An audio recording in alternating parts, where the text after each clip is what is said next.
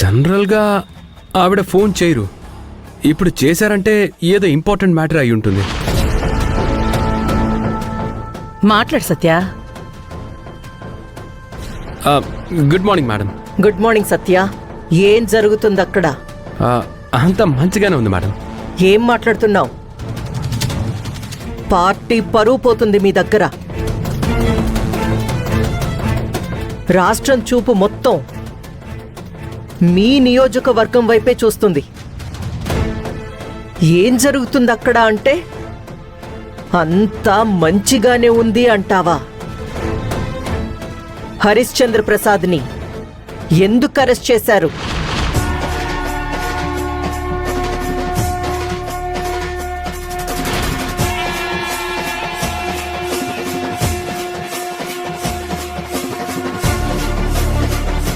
కనీసం ఈ విషయమైనా నీకు తెలుసా? సారీ మేడం, అన్నని అరెస్ట్ చేసిన విషయం నిజంగా తెలీదు. వెరీ పిట్టి. యూత్ ప్రెసిడెంట్ అయ్యుండి ఈ మాట చెప్పడానికి నీకు షేమ్గా లేదు?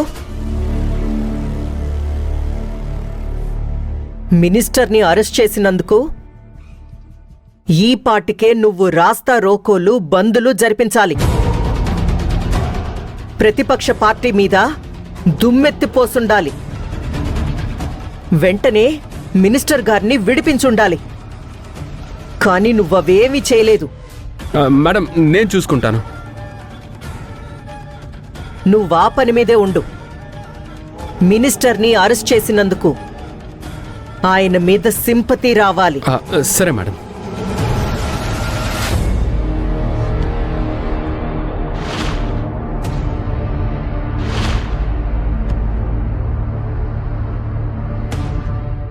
మినిస్టర్ గారిని అరెస్ట్ చేశారంటమ్మా. ఆ సిఐ మంజు అనుకున్నంత పని చేశారు. అన్నని వెంటనే బయటికి తీసుకురావాలి. పార్టీ ప్రెసిడెంట్ గారు చాలా సీరియస్గా ఉన్నారు. ఇటువంటి టైంలోనే నీ టాలెంట్ కనబడాలి సత్య. అధిష్టానం మొత్తం ఆ మినిస్టర్ గారిని బయటికి తీసుకురావడం గురించి ఆలోచిస్తారు. పై వాళ్ళ అండ నీకు ఉండాలంటే నువ్వు స్టేషన్కి త్వరగా వెళ్ళి ఆ పని చూడు. అలాగేమ్మా.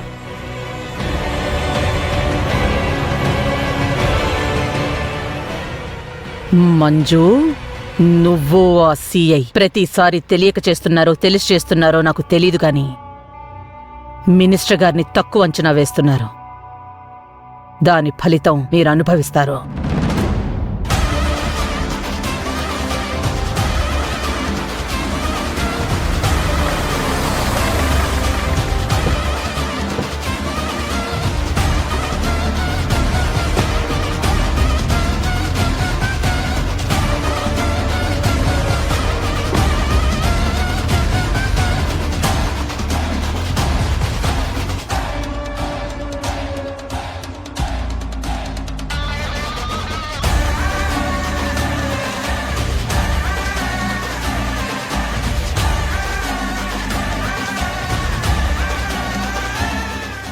మంజు, నన్ను అరెస్ట్ చేసి స్టేషన్కి తీసుకురావడానికి నీకు ఎంత ధైర్యం? మా సిఐ గారు చెప్పిన డ్యూటీ మేము చేశాం సార్. ఎక్కడ మీ సిఐ? మినిస్టర్ గారు. సార్ సార్, ఎందుకంత ఆవేశపడుతున్నారు? కూల్. చూడు విక్రమ్, నీ పలుకుబడిని ఉపయోగించి ఏదైనా చేయగలను అనుకుంటున్నావేమో. అది సాధ్యం కాదు.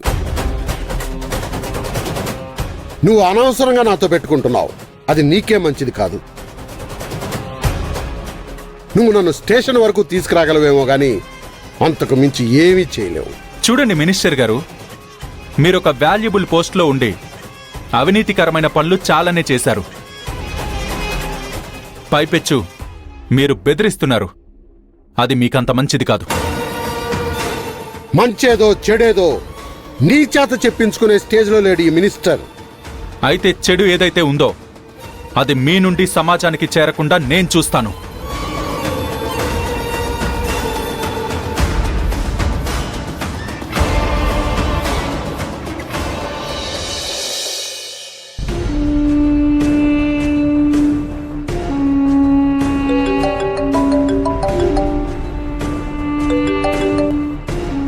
మేడం చెప్పండి. ఏంటి మంజు, ఏం జరుగుతోంది? మినిస్టర్ని అరెస్ట్ చేయడానికి నువ్వెందుకు వెళ్ళావు? వెళ్ళడమే కాదు మేడం, పోలీస్ స్టేషన్కి తీసుకొచ్చాము. ఆ మినిస్టర్కు సత్య రైట్ హ్యాండ్ కదా. ఆ విషయంలో నువ్వు సత్య గొడవ పడితే మీ ఫ్యామిలీ లైఫ్ ఇబ్బందుల్లో పడుతుంది. ఫ్యామిలీ ఇబ్బందుల్లో పడుతుందనో పర్సనల్గా ప్రాబ్లమ్స్ వస్తాయనో ఆలోచించే సిచ్యువేషన్ ఇక్కడ లేదు మేడం.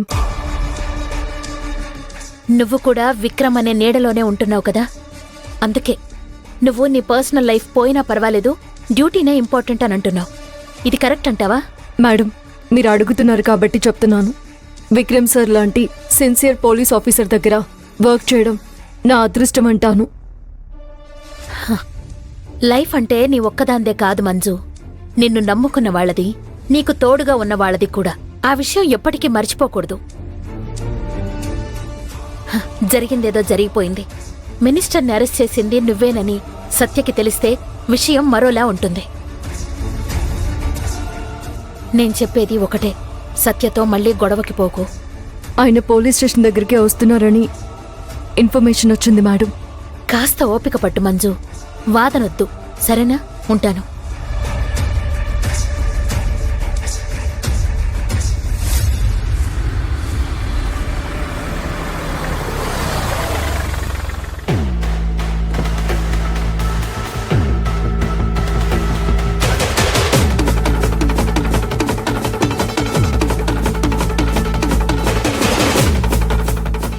అన్నా,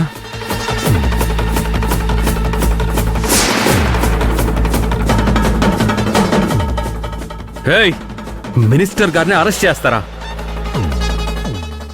మినిస్టర్ గారికే ఈ సొసైటీలో రక్షణ లేకపోతే ఇంకా సామాన్య జనాలకి మీరేం ప్రొటెక్షన్ ఇస్తారు? ఇదే మాటను ఇంకోలా కూడా అనుకోవచ్చు కదా. తప్పు చేస్తే మినిస్టర్ అయినా ఇంకొకరైనా శిక్ష తప్పదు. పోలీస్ వ్యవస్థ పటిష్టంగా ఉంది, సామాన్యుడికి కూడా న్యాయం జరుగుతుంది అని చెప్పి అనుకోవచ్చు కదా. ఇది నువ్వు సొసైటీ కోసం చేయలేదు సిఐ విక్రమ్.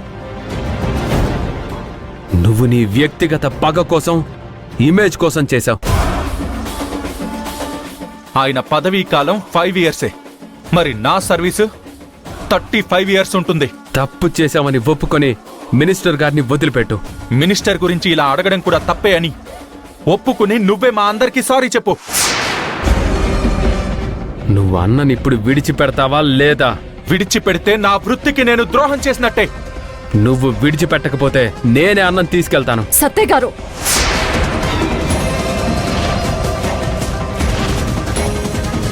తప్పుగా మాట్లాడుతున్నారు. మీ మాటని సరి చేసుకోండి. మధ్యలో మీరు రాకండి ఏఎస్ఐ గారు. రాకుండా ఎలా ఉంటాను?